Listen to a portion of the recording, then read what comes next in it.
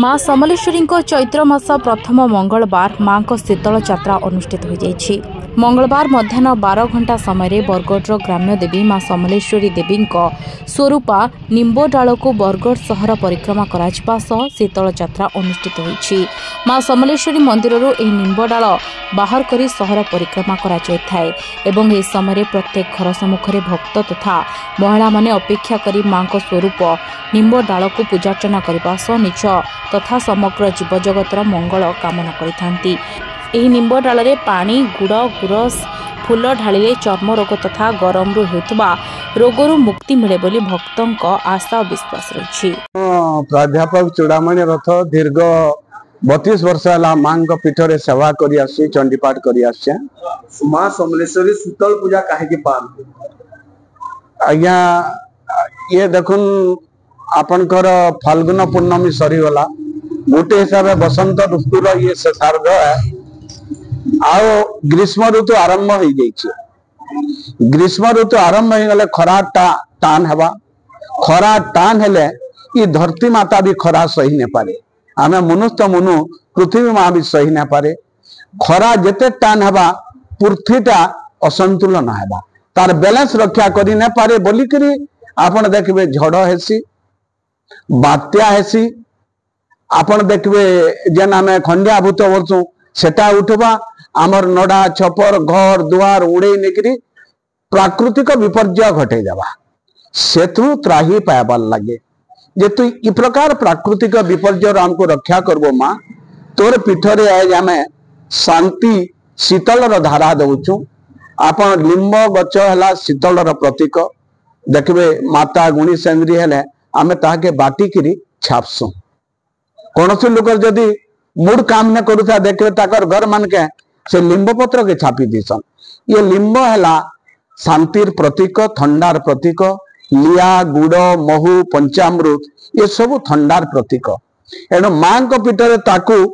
आज दिने शीतलीकरण करवाले सारा विश्व के शीतलीकरण करवार लगी से शीतल धारा दिया जैसी एवं बरगढ़ सारा से लिंब डाल के बुला जाएसी मां को बुला जाएसी तार अर्थ एवं समस्त घर बाहरी करी से निजर घर मंगल लगी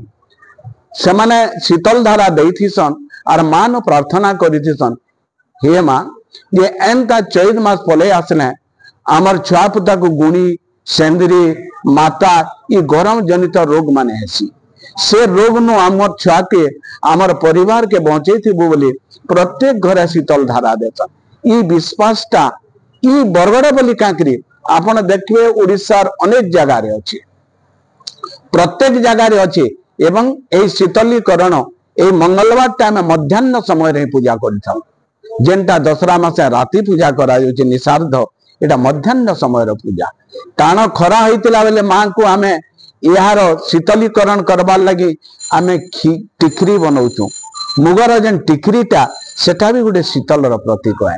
एवं प्रार्थना करिथिसु हे माँ सारा विश्व को शीतलीकरण करबू मोर घर के शीतलीकरण करबू मोर पड़िशा साई पड़िशा के तु शीतलीकरण करबू कौन सी प्रकार प्राकृतिक विपर्य पृथ्वी के न देबू ये विश्वास भक्त मान भितर अच्छे बोलिकी प्रति मंगलवार चैत्र मासरे ये शीतल यात्रा बा शीतल धारा पानी दिया जाए। ये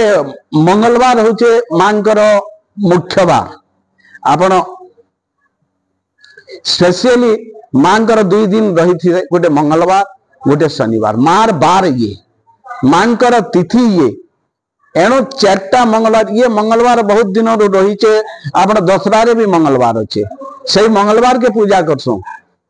एवं आज चैत्र मासरे मध्य से मंगलवार 12टा रही चे मार बार बोलिकी मंगलवार दिन ही एटा स्पेशली तांको पूजा करा जाए। मन है पंडित राजा दास थलीपड़ा बरगढ़ मुई माँ सेवा करसी आज हूँ चैत्र प्रथम मंगलवार आमर जो पुराना जो बेमारी थिला गुणी सेंद्री माता हाड़पुठी सब बेमार रक्षा पाइबा माँ पाखे शीतल धारा दि जाए आई लिंब डाल माँ प्रतीक बोली मना जाए समस्त भक्त मैंने से लिंब डाले मोर गुड़ लिया सब गंगा जल सब मिसिकी शीतल धारा दिखती सेटा तामाने हमर ये गुणी सेंद्री माता सब हाड़फुटीटा ये बेमार रक्षा पावा पे मांको है जन मांको स्वरूप हमर लिमोटा दे दियंती। Sai multi speciality hospital Bhalti Chhak Bargarh एठारे समस्त प्रकार उन्नत मानर CT scan digital x ray OPG endoscopy ultrasound laser laparoscopy hi tech pathology ICU medicine OPD surgery OPD ENT OPD dental OPD paediatric OPD neurosurgeon भली उन्नत मानर चिकित्सा एठारे उपलब्ध। यहा सह विजु स्वास्थ्य कल्याण योजना एवं समस्त बीमार सुविधा मध्य उपलब्ध रही। स्वास्थ्य सेवारे भरोसायोग्य hospital Sai multi speciality hospital Bhalti Chhak Bargarh. जोगाजोग number कही रखुछु 9040096125।